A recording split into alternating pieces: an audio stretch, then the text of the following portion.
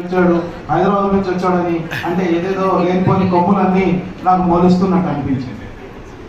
లేదు సార్, నేను వలస పోయినాను కానీ వదిలిపోలేదు. ఇది నా జిల్లా.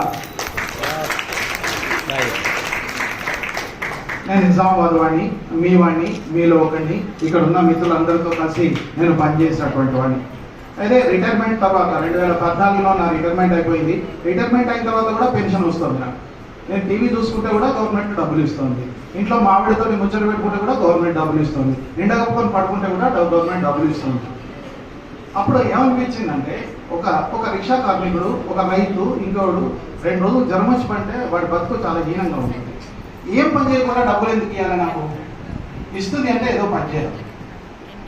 ఉపాధ్యాయ వృత్తి నాకు లభించకపోయి ఉన్నట్టయితే, పిల్లల దయ లేకపోతే మేమంతా అడక తినే బాపతి వాళ్ళమే. అట్లాంటి కుటుంబాల నుంచి వచ్చినటువంటి వాళ్ళమే. పిల్లల దయలో బతికినాం. ఆ సోయి నాకు ఉంది. పెన్షన్ నేను తీసుకుంటానంటే నా పెన్షన్లో కొంత భాగం పిల్లల హక్కు.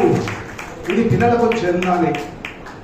కాళ్ళ చేతులు బాగున్నంత కాలం పిల్లల మధ్య పనిచేద్దాం అనుకునే ఉద్దేశంతో 2 రాష్ట్రాల్లో, అప్పుడప్పుడు వేరే రాష్ట్రాల్లో కూడా పిలిచిన చోటికి వెళ్ళి పిల్లలతో ముచ్చట్లు పెట్టుకుని, నాకు తెలిసిన 4 ముచ్చట్లు వాళ్ళకి చెప్పి, వాళ్ళకి తెలిసిన ముచ్చట్లు విని అట్లా కార్యక్రమం జరుపుతున్నాం. కాబట్టి శర్మ సార్ ఏదో వస్తాడు, చాలా అదంతా ఏం లేదు సార్. నాకు తెలిసిన 4 విషయాలు ఇక్కడ మీతో కలుసుకుందామని నేను అనుకుంటున్నాను. ఎందుకంటే ఇక్కడ విద్యావేత్తలు ఉన్నారు, విద్యా సంస్థల్ని నడుపుతున్నటువంటి వాళ్ళు ఉన్నారు. మేము కలం పట్టక ముందే అద్భుతమైనటువంటి సాహిత్యాన్ని రాసినటువంటి వాళ్ళు ఇక్కడ ఉన్నారు. కాబట్టి వాళ్ళ ముందు నేను గుప్పిగంతులు ఏమీ వేదలుచుకోలేదు. నాకున్న అనుభవాన్ని, అవగాహనని ఇక్కడ నేను చెప్పదలుచుకున్నాను. ఇక సూటిగా వస్తువులోకి వెళ్తే 1980 వరకు బాల సాహిత్యం అంటే బాలలకు, పిల్లలకు సాహిత్యాన్ని దగ్గర చేయడం అనేది తరాలుగా అసలు 80-90% జనాభా చదువుకొని జనాభా. బ్రిటిష్ వాడు వెళ్ళే నాటికి మన దేశంలో 112 మంది చదువుకున్న వాళ్ళు ఉన్నారు. అంటే చదువుకోని వాళ్ళు కూడా మన తాత ముత్తాతలు తరాలుగా పిల్లలకు సాహిత్యాన్ని దగ్గర చేయడం మనకు తెలుసు. పెద్దవాళ్ళకైతే తెలుసు. వెన్నెల రాత్రులలో, సాయంకాలంలో, సెలవు రోజుల్లో పనులు అయిపోయిన తర్వాత పిల్లల్ని చుట్టూ కూర్చుని పెట్టుకొని అద్భుతమైనటువంటి కథలు అందించేవారు.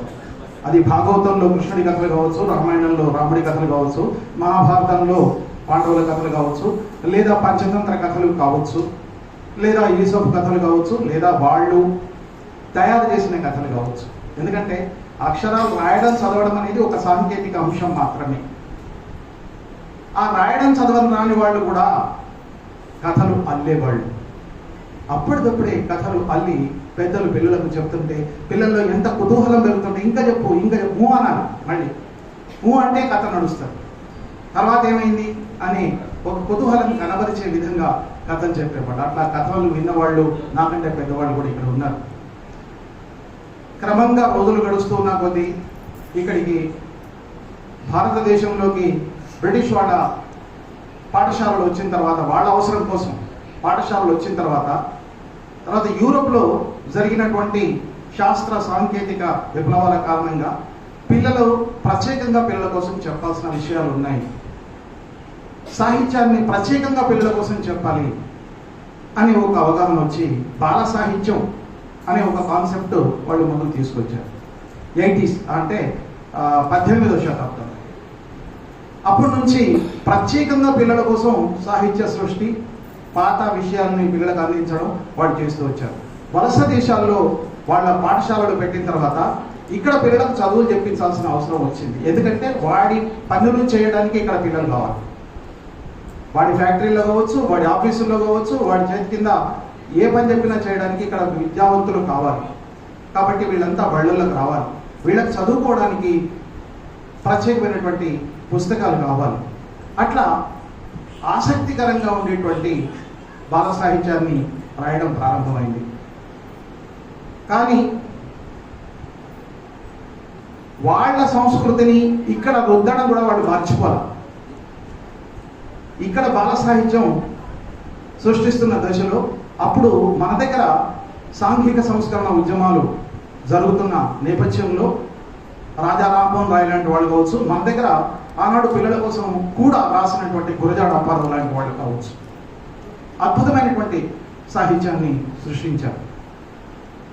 అక్కడి నుంచి మొదలై గిడుగు, తర్వాత చింతా దీక్షితులు, ఇక చాలామంది వచ్చారు. తర్వాత చందమామ పత్రిక వచ్చింది. చందమామ ఆనాడు పిల్లల పత్రిక అయినా పిల్లలు పెద్దలు ఇంటిళ్ళ పాదిని కలిపిన పత్రిక. ఇది పిల్లల పత్రికనే అనే అవగాహన ఆ రోజు లేదు.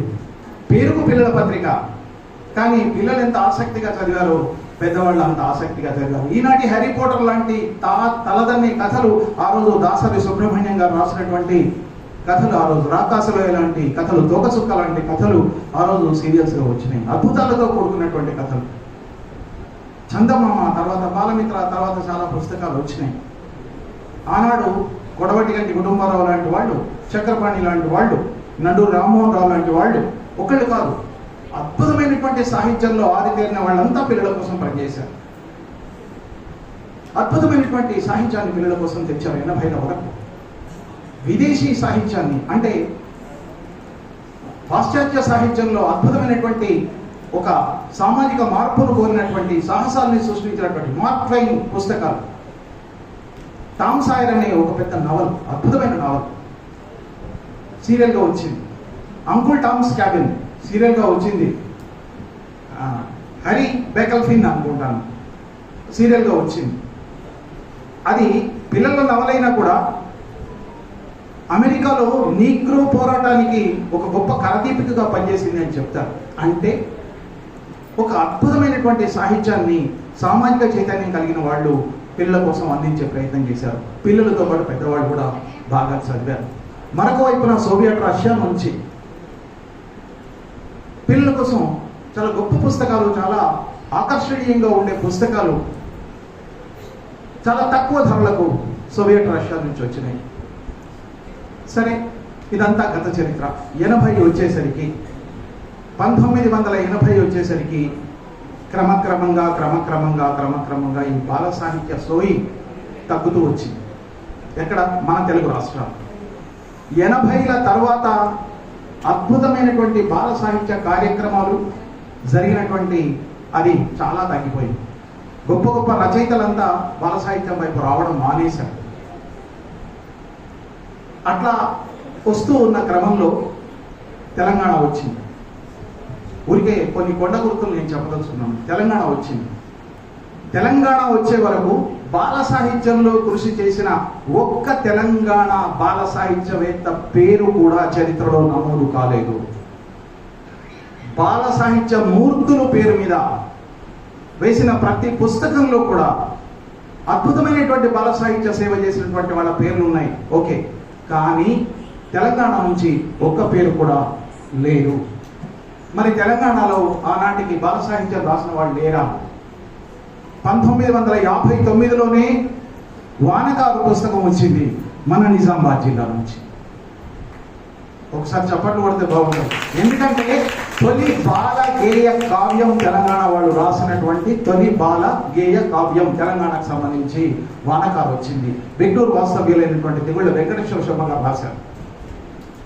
అంతేకాదు పిల్లవాడు, ఒక హరిజన విద్యార్థి చదువుకోవడానికి పడ్డ స్ట్రగుల్, జగ్గని ఇద్దె పేరు మీద నిజామాబాద్ జిల్లాకు సంబంధించిన భాషలో లోకమాల్ గారి బీబీపేట నుంచి రాశారు నిజామాబాద్ వాళ్ళు. అసలు నిజామాబాద్ జిల్లా, అసలు తెలంగాణలో ఇంతమంది కేవలం మన జిల్లాలోనే ఇట్లా కనబడుతూ ఉంటే తెలంగాణలో లేరని ఎట్లా అనుకుంటాం?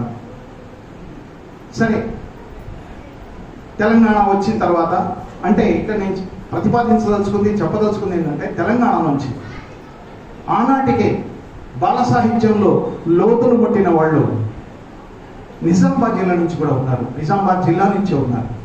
తొలి బాల గేయ కావ్యం నిజామాబాద్ జిల్లా నుంచే వచ్చింది తెలంగాణకు సంబంధించి. తొలి బాలల నవలిక నిజామాబాద్ జిల్లా నుంచే వచ్చింది, నిజామాబాద్ వాళ్ళతోనే. తెలంగాణ ఏర్పడిన తర్వాత అప్పటి వరకు లేనటువంటి ఒక స్తబ్దతని బద్దలు కొట్టేటువంటి పరిస్థితి కూడా నిజామాబాద్ నుంచే ప్రారంభమైంది. మొట్టమొదటిసారిగా నిజామాబాద్ జిల్లాలో అసలు ఎంతకాలం అంటే అంతవరకు బాల సాహిత్యం పెద్దవాళ్ళు ఎందుకు రాయాలి? మేము చూసిన బాల్యం ఇప్పుడు లేదు కదా. మేము ఎడ్ల బండ్ల మీద తిరిగినాము, బర్రెల మీద ఎక్కినాము, ఏదో చింతగిజలతో ఆడుకున్నాము. మా బాల్యం ఇప్పుడు లేదు. పక్క ఊర్లో ఏం జరిగిందంటే మాకు తెలియాలంటే 10 రోజులు పట్టేది. మా ఇంట్లో శుభమో అశుభమో జరిగిందంటే కారాటు తెచ్చుకోవాలి, కారాటు రాయాలి, పోస్ట్ ఆఫీస్ పోవాలి, పోస్ట్ వేయాలి, అది వాళ్ళు తీసుకెళ్ళాలి, అక్కడికి చేరాలి. 10 రోజుల వరకు ఏ జరగాలో అది జరిగిపోతుంది. అట్లాంటి పరిస్థితుల నుంచి ఇప్పుడు ఇక్కడ కూర్చొని హలో అని ఇట్లా చిటిక కొట్టి అమెరికాలో ఉన్న వాళ్ళతో చూస్తూ మాట్లాడుకునేటువంటి ఒక స్థితి ఈ బాల్యం ముందుంది. మా బాల్యం ఇప్పుడు లేదు, మా పరిస్థితులు ఇప్పుడు లేవు, మా అవగాహనలు ఇప్పుడు లేవు. మా బాల్యంలో ఉన్నంత తీరిక, మా బాల్యంలో ఉన్నన్ని సరదాలు, మా బాల్యంలో ఉన్నంత ఒక శ్రమ విలువ తెలియడం, సంబంధాలు ఏవి లేవు ఇప్పుడు అన్ని. ఈనాటి బాల్యం, అసలు ఈనాడు బాల్యం ఉందా అనేది కూడా డౌటే. పొద్దున 6 గంటలకు లేచి 5:30, 6 గంటలకు వాకింగ్ పోతుంటే హైదరాబాద్లో నేను చూసింది చిన్న పాపలు, వీళ్ళు ఇంకా పెద్దవాళ్ళు, యూకేజీ ప్రీ ప్రైమరీ స్కూల్కి వెళ్ళే పిల్లలు భుజాలకు బ్యాగులు వేసుకుని బస్సుల కోసం ఎదురు చూస్తుంటారు బిఫోర్ 6 o'clock. ఎంత దౌర్భాగ్యమైన పరిస్థితి. వాడు ఎప్పుడు వేస్తాడు, వాడు ఎప్పుడు తోటికి వెళ్తాడు, వాడు ఎప్పుడు మొహం కడుక్కుంటాడు, ఆ తల్లులు వాటిని ఎప్పుడు తయారు చేస్తారు, వాడికి ఆ టిఫిన్ కట్టిస్తే చల్లారిపోయి ఆ తినాలి వాడు మధ్యాహ్నం.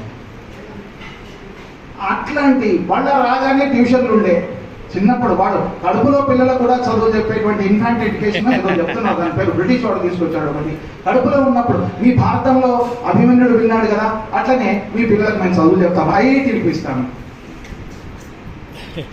అని కడుపులో తల్లుల్ని కూర్చుండబెట్టుకొని తల్లులు వినాలి, వెళ్ళి పాఠాలు చెప్తారు. ఇట్లాంటి ఒక కమర్షియల్ పరిస్థితులలో ఈనాటి బాల్యం. వాడు రాగానే మళ్ళీ ట్యూషన్ పోవాలి, హోంవర్క్ చేయాలి అని ఆడుతూ పాడుతూ చదువుకోవాల్సిన ఒక విద్యా విధానం అది. రవీంద్రనాథ్ ఠాగూర్ లాంటి వాళ్ళు కావచ్చు, లేక ఇంకా ఈ విద్యా విధానంలో కృషి చేసినటువంటి ఎవరైనా కావచ్చు, ఇట్లా ఉండొద్దు చదువు, ఇంత ఒత్తిడితో ఉండొద్దు చదువు, ఇది చదువు కానే కాదు అన్నారు. కానీ ఆ చదువు లేకపోతే బతకలేమనేటువంటి ఒక అవగాహనతో అందరం తల్లిదండ్రులు ఉన్నాం, తప్పే లేదు. మన తల్లిదండ్రులము అందరం కూడా మన పిల్లలు ఒక ఉన్నతమైనటువంటి స్టేజ్కి రావాలనుకుంటాం కాబట్టి, పక్కోడు పోతున్నాడు కాబట్టి మనం కూడా దోషపెడతాం. ఆడుకుంటారమ్మా, ఏమాడతావు ఎదవా, చదువుకో. ఆటపాటలు ఉండొద్దు, చదివే జీవితం అనేటువంటి ఒక స్థితిలో ఈనాటి పిల్లలు ఉన్నారబ్బా. కాబట్టి ఈనాటి పిల్లల సమస్యలు పిల్లలే చెప్పుకోవాలి, ఈనాటి పిల్లల సాహిత్యం పిల్లలు కూడా రాయాలి.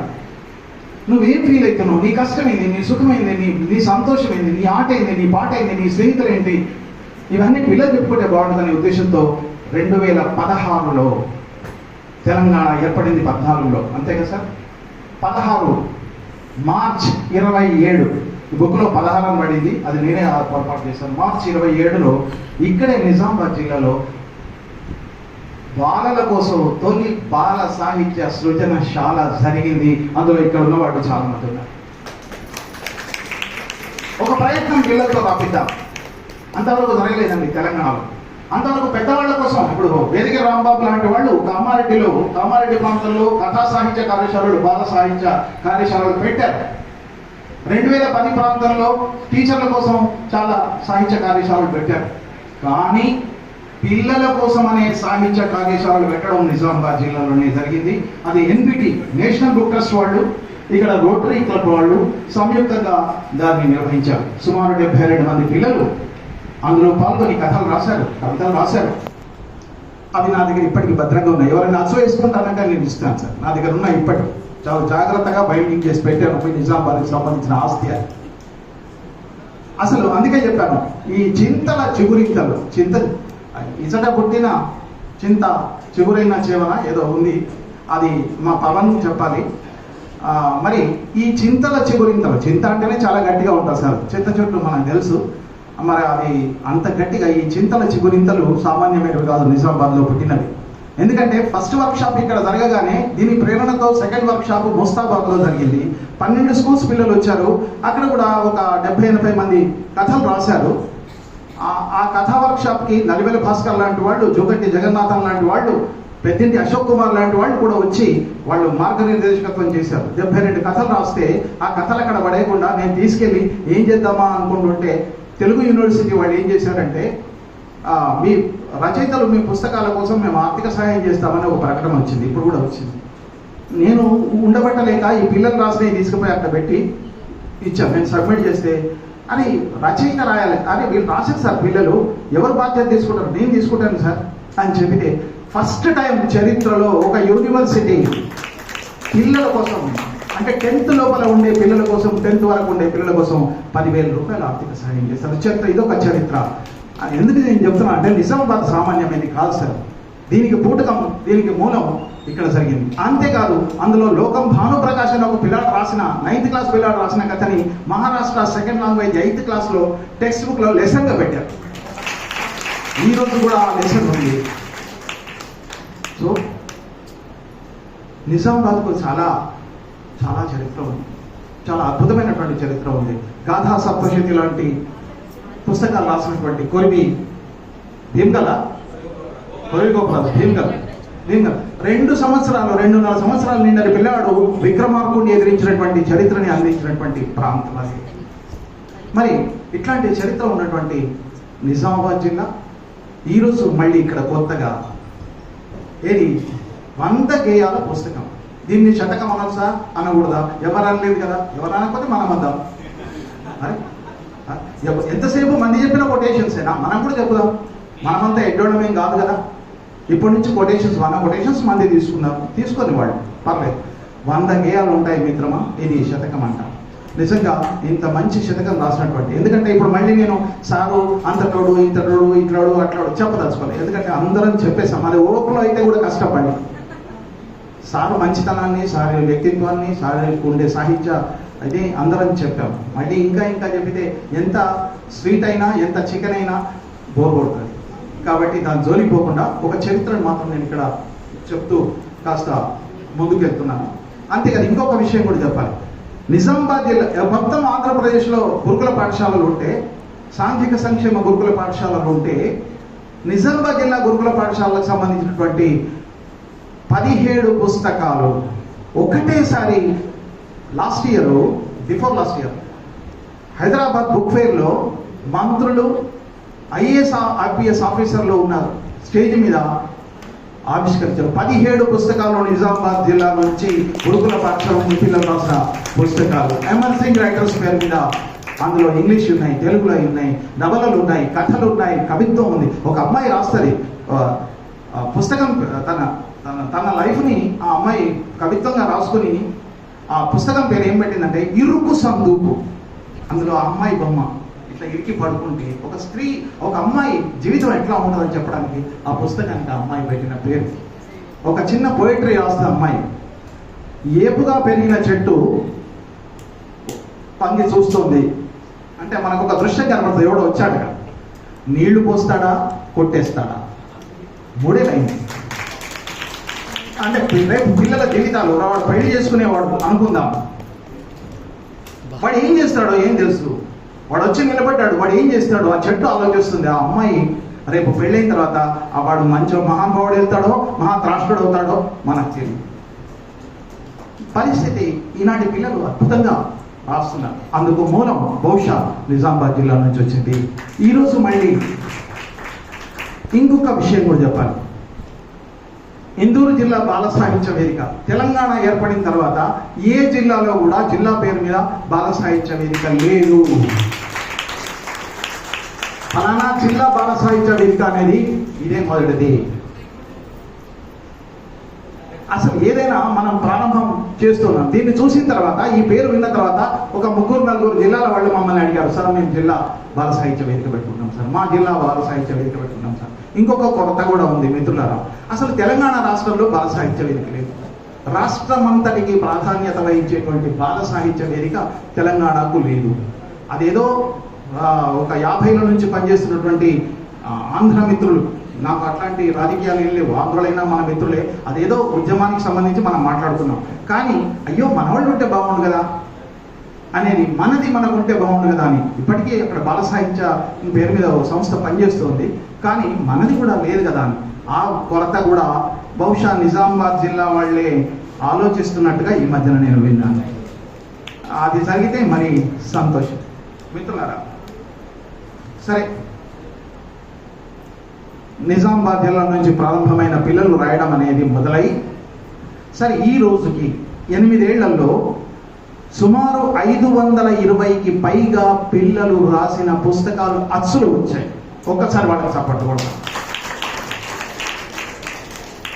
అనేక జిల్లాల నుంచి, అనేక పాఠశాలల నుంచి ఉపాధ్యాయులు తమ పిల్లలతో కార్యశాలలు నిర్వహిస్తూ, తమ పిల్లలతో కథలు, కవిత్వము రాయిస్తూ పుస్తకాలు వేశారు. మన దగ్గర ఉన్నాడు ప్రవీణ్ శర్మ.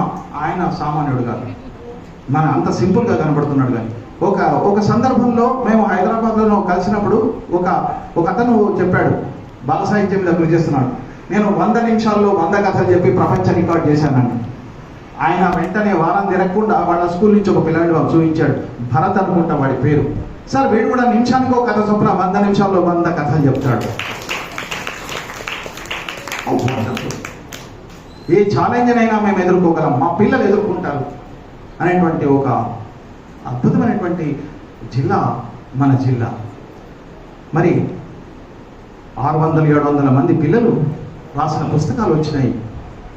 ఇంకొక మాట కూడా చెప్తాను, బహుశా మన టైం ఎంతనో చెప్పలేదు సార్. అట్లా కాదు సార్, నేను ఎందుకంటే ఇంకొక మాట కూడా చెప్పాలి. ఆదిలాబాద్ జిల్లాలో వీటన్నిటికీ మూలం ఇక్కడే అని నేను చెప్తున్నాను. ఆదిలాబాద్ జిల్లాలో కూర అనే ఒక ఊరు. ఆ కూరలో పల్లెటూరు, జిల్లాకు ఒక 8-10 కిలోమీటర్ల దూరం ఉంటుంది. తల్లిదండ్రులు చదువుకోలే. గీస శ్రీజ అనే ఒక 8వ తరగతి అమ్మాయి, కరోనా పీరియడ్, కథలు ఇట్లా రాయాలి, జూమ్ మీటింగ్స్ జరిగినాయి, అందులో నేను కూడా ఉన్నాను. అంటే మన జిల్లా ప్రాతినిధ్యం ఉంది. కథలు ఇట్లా రాయాలి, 2 సార్లు జరిగితే 2 సార్లు చెప్పుకున్నాం. ఆ హెడ్ మాస్టర్ కృషితో ఆ అమ్మాయి ఒక 20 కథలు రాసి ఆయన దాన్ని పుస్తకం వేశాడు. పుస్తకం వేస్తే ఆ ఆవిష్కరణ అక్కడ ఎమ్మెల్యే, అక్కడ డిఓ, అక్కడ కలెక్టరు అందరూ వచ్చి ఆ ఆవిష్కరణ చేశారు. దాని మీద ఇంగ్లీష్లో ఆ అమ్మాయి మీద చాలా గొప్పగా రాశారు. అంతేకాదు నేషనల్ లెవెల్లో young achiever award before last year అమ్మాయికి వచ్చింది. తెలంగాణ నుంచి వచ్చిన ఒకే ఒక అమ్మాయి. ఎందుకు రాయాలి సార్ పిల్లలు? బాల సాహిత్యం అంటే ఏదో ఏదో ఏదో మనది కాదు కదా అని అనుకునే దశ ఈనాటి సీరియస్ రచయితలకు వచ్చింది.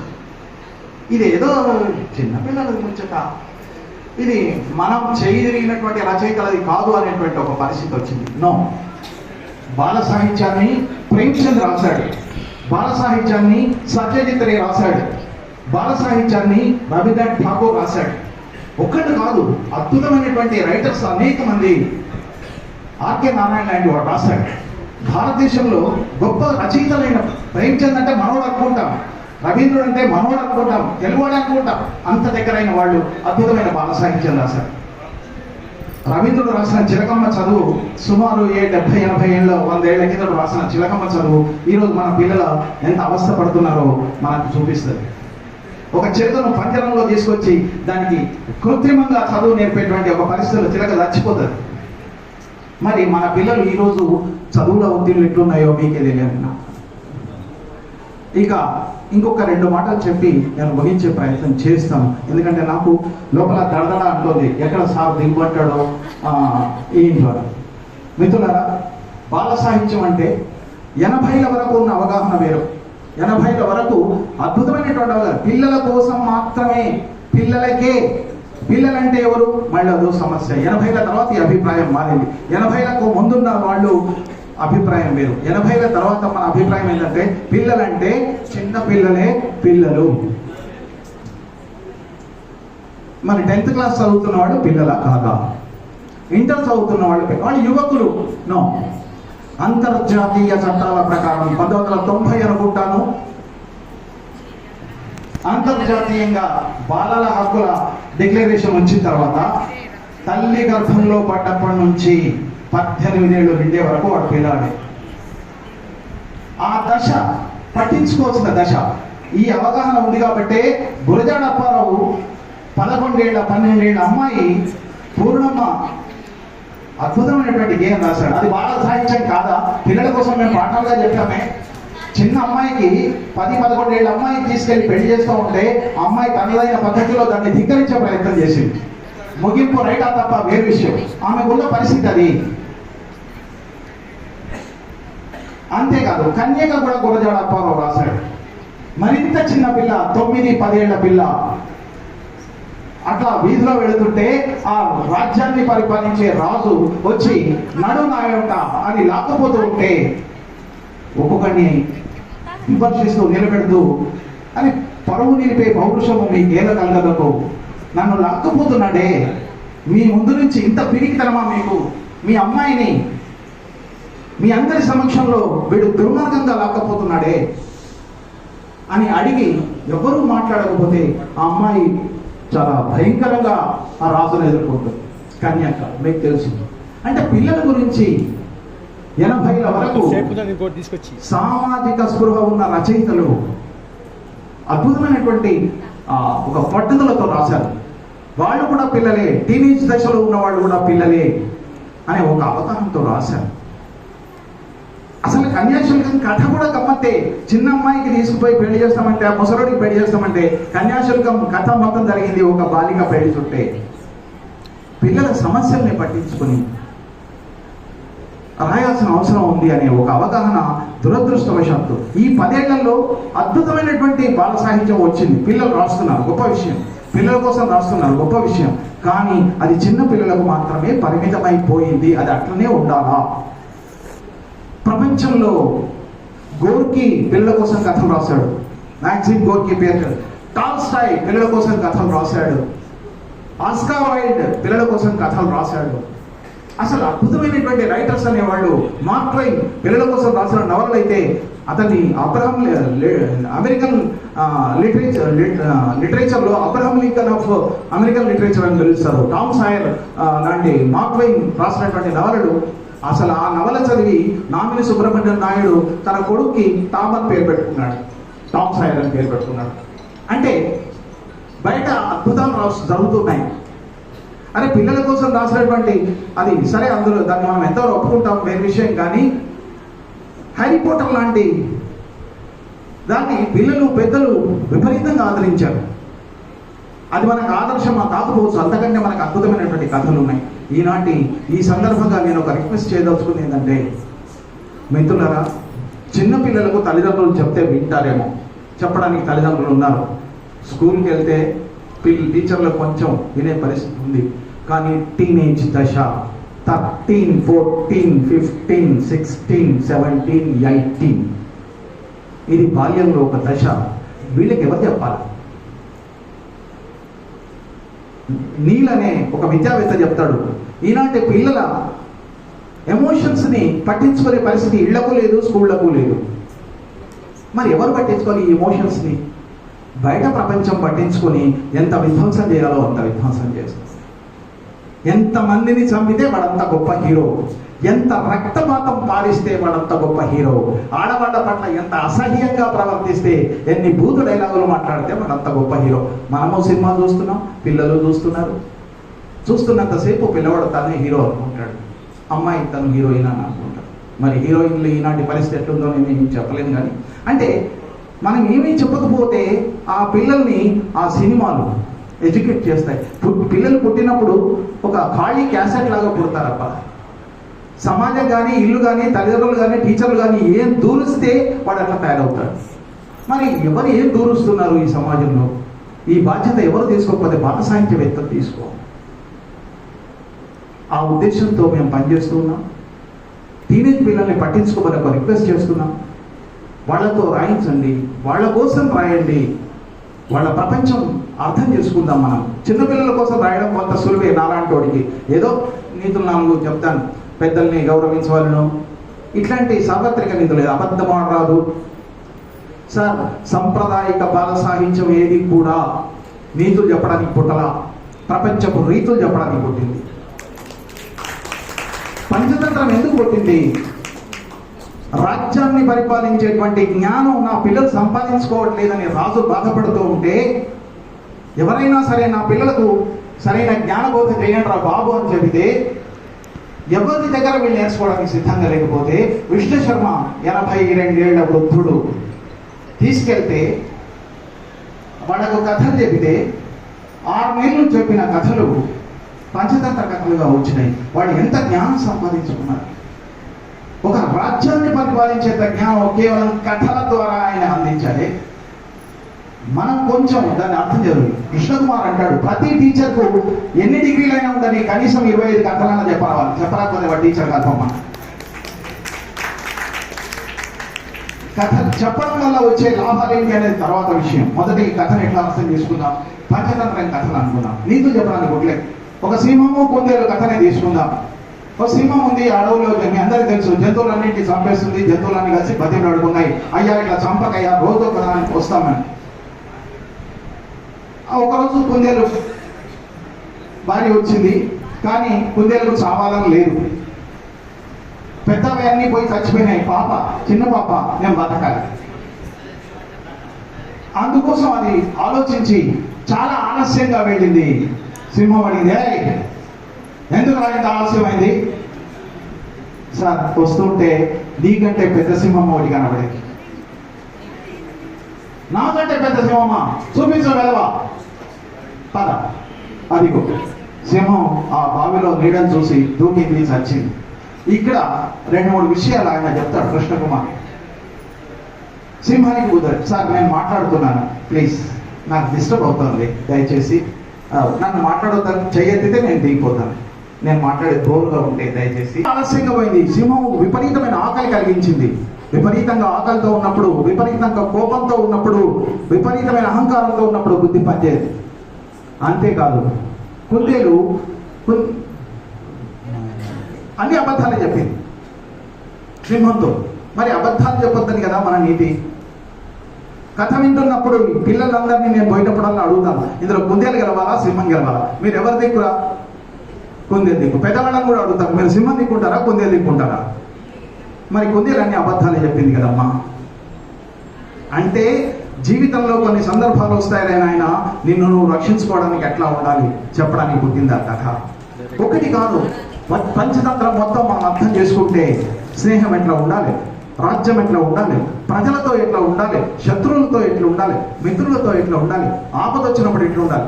చిన్న ఆపద, చిన్న కష్టం తట్టుకోలేక 10th క్లాస్ పిల్లలు, ఇంటర్ పిల్లలు రిజల్ట్స్ తర్వాత ఏమవుతున్నారో మనం చూస్తున్నాం. ఎప్పుడు నేర్పాలి వాళ్ళకి ఆత్మస్థైర్యం? తల్లిదండ్రులకి నేర్పాలి, అవకాశం లేదు. పాఠశాలలు నేర్పవు. మరి ఎవరు నేర్పాలి? బాల సాహిత్యవేత్తలు నేర్పాలి. లేకపోతే పిల్లలకి మోరల్స్ నేర్పాలి. మోరల్స్ వాళ్ళకి బతకడం నేర్పుదాం. Good touch, bad touch, wonderful. ఈరోజు చెప్తున్నామా గుడ్ టచ్, బ్యాడ్ టచ్. ఒకప్పుడు చెప్పడం చాలా తప్పుగా భావించేవాడు, ఈరోజు చెప్తున్నామా. సో పిల్లలకి కావాల్సిన జీవితంలో ఏం కావాలో అవన్నీ బాల సాహిత్యవేత్తలు అందించాలి. మొత్తం పంచతంత్రమే కాదు, ఏ కథ కూడా కేవల నీతి. పెద్దలను గౌరవించము, మంచి వాళ్ళని గౌరవించండి అని చెప్పే రోజులు ఇవి. పెద్దలను గౌరవించమంటే మనం కేసులు చూస్తున్నాం. ట్యూషన్ చెప్పడానికి వచ్చిన సారు, తాతయ్య పేరు మీద వచ్చిన పెద్ద మనిషి, అంకుల్ పేరు మీద వచ్చినోడు ఆడపిల్లలతో ఎట్లా ఉంటున్నారో పేపర్లలో, అందరిని కాదు కానీ కేసులు చూస్తున్నామని చెప్తున్నాం. కేవలం పెద్దల్ని గౌరవించమని కాదు, మంచి పెద్దల్ని గౌరవించండి, మంచిని గుర్తించండి. ఎట్లా ఉంటే వాడు మంచోడు. అసలు పిల్లలకి ఏం నేర్పాలనేది కూడా బాల సాహిత్యవేత్తలు ఆలోచించాలి. కొంచెం కన్ఫ్యూజ్ అయిపోయి కేవలం కుటుంబ గొడవటి అంటే కుటుంబారావు చెప్తాడు, నేను ఇన్ని రోజులు పిల్లల సాహిత్యంలో ఉండి కొన్ని అభిప్రాయాలు నేను ఏర్పరచుకున్నా, కానీ ఇవి శాశ్వతమని నేను చెప్పట్లే, నా అభిప్రాయాలకు ఆలోచన పట్టిపోవచ్చు అని చెప్తాడు. మిత్రులారా, చాలా డిస్కషన్ చేసుకోవాల్సింది ఉంది ఈనాటి బాల సాహిత్యం గురించి. చాలా టైం అయిపోతుంది. మిమ్మల్ని కూర్చుని పెట్టి నేను ఒక హింస పెట్టినట్టు ఉంటుంది. కానీ ప్రపంచంలో ఏ సాహిత్యం కూడా కేవలం నీతులు చెప్పడానికి లేదు. ఏ నీతి కూడా సర్వే సర్వత్రా వర్తించే నీతులు. దేర్ ఇస్ నో అబ్సల్యూటెడ్ ట్రూత్ అనేది సైన్స్ సూత్రం. శాశ్వతమైన ఎల్ల కాలాలకు వర్తించే సూత్రాలు ఏమీ ఉండవు. అవి కాలానుగుణంగా, సందర్భానుసారంగా, వ్యక్తుల అనుసారంగా, పరిస్థితులను బట్టి మారుతూ ఉంటాయి. కాబట్టి కేవలం నీతి బోధనలు పనిచేసి జీవితానికి పనికొచ్చే రీతులను తెలియజేసేటువంటి బాల సాహిత్యం రాద్దామని, ఈ విషయం కొంచెం బాల సాహిత్యవేత్తలు ఆలోచించాలని, ముఖ్యంగా టీనేజర్ని పట్టించుకోవాలని. చిన్నపిల్లలు పట్టించుకోవడానికి ఎంత అద్భుతంగా మనం చేయగలమనే దానికి ఉదాహరణ మన శ్రీనివాస్ సార్ పుస్తకం. పిల్లలు అసలు ఇక్కడ చూడండి, లాస్ట్కు పుట్టినరోజు వచ్చింది, ఆ మొక్కను నాటాలి. ఈ మొక్కల మీద ఎందుకు సార్ పిల్లలకి? అందరూ ఏదో, కానీ లోతుగా ఆలోచిస్తే ఇవాళ మేము పవన్, నేను వచ్చేటప్పుడు అనుకున్నాం, పవన్ ఇవాళ ఇప్పుడే ఇట్లా ఎండలున్నాయి, 2050 పరిస్థితి ఎట్లా ఉంటుంది? ఈ మన పిల్లల గతే కావాలి. 2050కి వచ్చేసరికి మన పిల్లలు ఎట్లా బతుకుతారంటావు? భయం వేసింది. మరి ప్రతి దాన్ని చూడటం తెలియాలి, పిల్లలకు ఒక చూపునివ్వాలి, ఎట్లా అర్థం చేసుకోవాలో తెలియాలి, ఒక సంఘటన జరిగినప్పుడు దానికి విభిన్నమైన కోణాలని అర్థం చేసుకోవడం తెలియాలి, దాన్ని రెండో సైడ్ని చూడడం కూడా. పిల్లలు ఇంతకుముందు గీత కొట్టి ఇది ఒప్పు, ఇది తప్పు, ఇది కరెక్ట్, ఇది కాదు. ఇప్పుడు మల్టీ డైమెన్షన్ పీరియడ్. ఇది తప్పు అంటే ఎవరికి తప్పు, ఇది ఒప్పు అంటే ఎవరికి ఒప్పు అనే ఒక స్థితిలో మనం ఉన్నాం. కాబట్టి మనకు కూడా బాగా అవగాహన పెంచుకోవాలి, మనం కూడా చాలా అధ్యయనం చేయాలి. పైన రాసేద్దాం, పైన చూసేద్దాం అంటే బాల సాహిత్యం ఇట్లానే ఉంటుంది. ప్రపంచం సరసన మనం నిలబడాలి అంటే ప్రపంచ బాల సాహిత్యాన్ని అధ్యయనం చేయాలి, ఇలాంటి బాల్యాన్ని అధ్యయనం చేయాలి. ఒక మంచి టీనేజ్ పిల్లల కోసం కూడా మీరేమైనా ఆలోచించాలని సవినయంగా కోరుతూ, నాకు మాట్లాడాల్సింది ఇది ఒక సముద్రం అంతటి సబ్జెక్టు, కానీ ఇప్పటికే నేను మిమ్మల్ని విసిగిస్తున్నానని నాకు అర్థమైంది. కాబట్టి ఎప్పుడైనా ఏదో ఒక సందర్భంలో బాల సాహిత్యం మీద క్లాసులు జరిగినప్పుడు, అసలు బాల సాహిత్యం మీద క్లాసులు పెట్టుకున్నప్పుడు మనం మాట్లాడుకుందాం.